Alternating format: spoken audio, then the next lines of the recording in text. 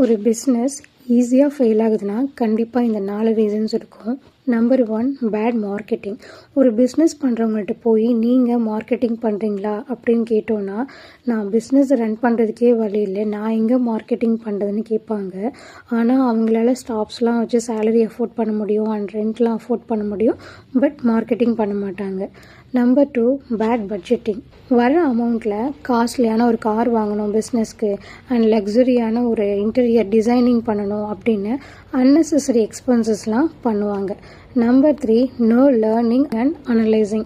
இன்றைக்கி ட்ரெண்டை ஃபாலோ பண்ணவே மாட்டாங்க. சில பேர் என்ன பண்ணுவாங்கன்னா, எனக்கு பிஸ்னஸ் பண்ண தெரியும், நான் ஒரு ஃபார்மேட் வச்சுருப்பேன், இந்த ஃபார்மேட்டில் தான் நான் பண்ணுவேன் அப்படின்னு ட்ரெண்டையும் ஃபாலோ பண்ண மாட்டாங்க. அண்ட் தென் ஒரு காம்படிட்டர்ஸ் என்ன பண்ணுறாங்க அப்படின்றதையும் அனலைஸ் பண்ண மாட்டாங்க. Number 4, no target audience.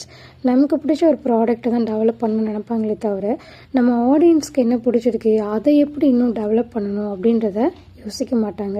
So இப்போ தான் நீங்கள் பிஸ்னஸ் ஸ்டார்ட் பண்ணிக்கிங்கன்னா இந்த 4 மிஸ்டேக்ஸை பண்ணாதீங்க.